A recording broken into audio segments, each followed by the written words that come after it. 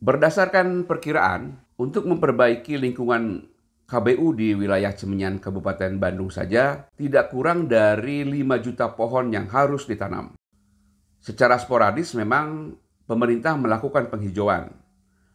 Tapi juga penghijauan KBU bukan hanya tugas pemerintah, melainkan semua pihak yang peduli terhadap lingkungan.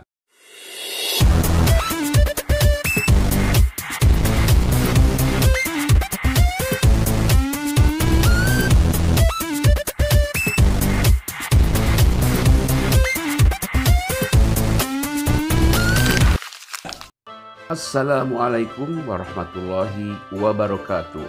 Jumpa kembali di kanal Jurnal Abah. Semoga teman-teman sehat selalu, mudah rezeki dan berkah. Tentu kita sering mendengar nama kawasan Bandung Utara atau KBU. Nah, bagaimana kalau kali ini kita jalan-jalan ke tempat tersebut? Mungkin sebagian teman-teman belum melihat dari dekat pemandangan di KBU. Agar lebih jelas, kita pakai drone saja ya. Pendokumentasian KBU ini dibuat kawan-kawan ODC Indonesia dengan pilot Kang Uwais Mas Hadi. Lokasi pengambilan gambar adalah KBU yang masuk wilayah Kecamatan Cimenyan, Kabupaten Bandung. Nah, dari jauh kita bisa melihat betapa indahnya bukit-bukit di KBU itu. Tampak berbagai tanaman sayuran menyelimuti perbukitan, didominasi warna hijau. Pertanda tanaman itu tergolong baru atau masih jauh dari musim panen. Kalau mendekati musim panen akan lebih berwarna lagi, layaknya seperti karpet Persia, ya, indah. Kalau menurut istilah anak-anak zaman sekarang, cukup instagramable. Bisa dipakai untuk latar belakang foto selfie, lalu diunggah di medsos. Berada di tengah-tengah kebun sayuran itu membuat kita betah. Apalagi kalau mencium wangi khas sayuran tertentu yang ditiupkan angin. Ditambah udara segar di wilayah pegunungan. Pokoknya ajib lah. Tetapi tunggu dulu, teman-teman. Keindahan panorama itu hadir saat musim tanam sampai menjelang panen. Tetapi setelah dipanen atau musim kemarau tiba, pemandangannya menjadi lain. Kita akan melihat kondisi sesungguhnya dari perbukitan di KBU. Nah, kita bisa melihat langsung kan, bukit-bukit itu gundul, tanahnya berwarna coklat, kering. Ya, tidak ubahnya lah seperti kita melihat padang pasir di kawasan Timur Tengah. Ini gambaran asli, bukan hasil editan. Ya, boleh buktikan sendiri nanti. Kita tidak lagi melihat keindahan yang tampak pada musim tanam. Lenyap begitu saja ketika kemarau datang. Pemandangan yang semula serba hijau berubah seperti tanah tidak bertuan. Rasanya mencekam, bagaikan kita memasuki dunia yang lain. Sebenarnya, baik pada saat dipenuhi sayuran atau dilanda kekeringan, lahan-lahan di KBU seperti ini tetap menyimpan potensi yang sama, yaitu menyumbang terjadinya bencana alam berupa longsor dan banjir begitu hujan deras turun. Kerusakan alam bukan hanya terjadi di lahan-lahan yang dikuasai perseorangan, tapi juga di hutan-hutan milik negara. Beberapa waktu yang lalu, hasil rekaman drone menunjukkan adanya aktivitas pertanian sayuran di dalam hutan pinus. Padahal kegiatan itu terlarang dilakukan. Tapi entah kalau sekarang ya, apakah sudah pulih atau belum tanah yang dipakai aktivitas sayuran di lahan itu. Ya, mudah-mudahan sudah ada pemulihan. Karena bahaya juga ya kalau hutan-hutan milik negara ini kemudian dijadikan lahan sayuran. Di sana sini terjadi kebotakan misalnya, dan tentu bencana juga lah yang terjadi nanti. Kawasan KBU itu memanjang dari barat ke timur, mulai dari Gunung Burangrang hingga kaki Gunung Manglayang. Luasnya sekitar 42.000 hektar. Pada mulanya KBU merupakan wilayah yang dikembangkan sebagai kawasan lindung atau kawasan konservasi. Hal itu berdasarkan pada SK nomor 181.1/192-BAPP-BAPP-1982 yang ditandatangani Gubernur Jabar Aang Kunevi tentang peruntukan lahan di wilayah inti Bandung Raya bagian utara. Lokasi KBU sendiri berada di wilayah Kabupaten Bandung Barat, Kabupaten Bandung, Kota Cimahi, dan Kota Bandung. Kemudian ada juga penelitian dari aspek hidrogeologi, antara lain mengungkapkan wilayah sebelah utara dari proyek secara keseluruhan merupakan resapan bagi semua sistem akuifer di daerah Bandung. Batas selatan daerah resapan kurang lebih bertepatan dengan garis ketinggian 750 meter di atas permukaan laut. Studi dari aspek tersebut memberikan saran antara lain menghentikan perkembangan wilayah, perusahaan, pemukiman, dan sebagainya di bagian utara, mencakup kurang lebih di atas garis ketinggian 750 meter di atas permukaan laut.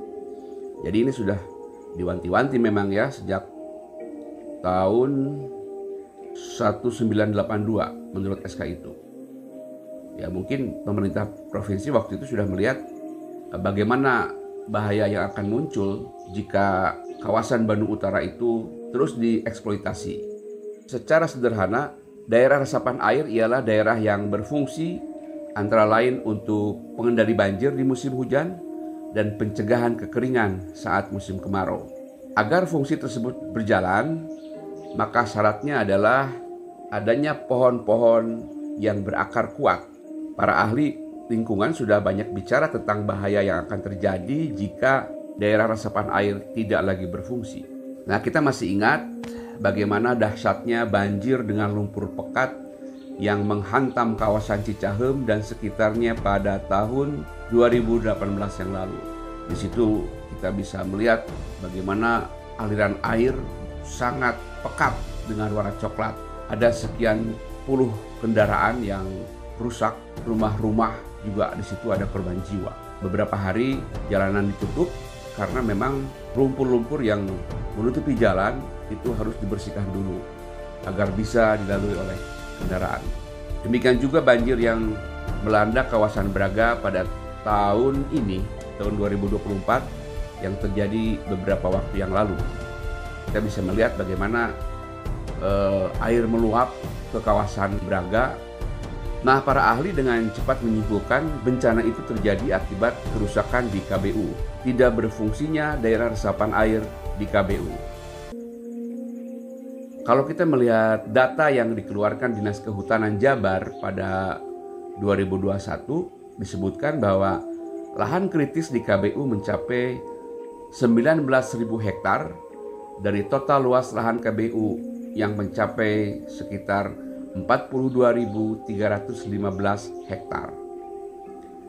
Tidak berfungsinya daerah resapan bukan hanya karena alih fungsi lahan dalam bentuk kegiatan pertanian sayuran, tapi juga karena menjamurnya pembangunan fisik berupa pemukiman.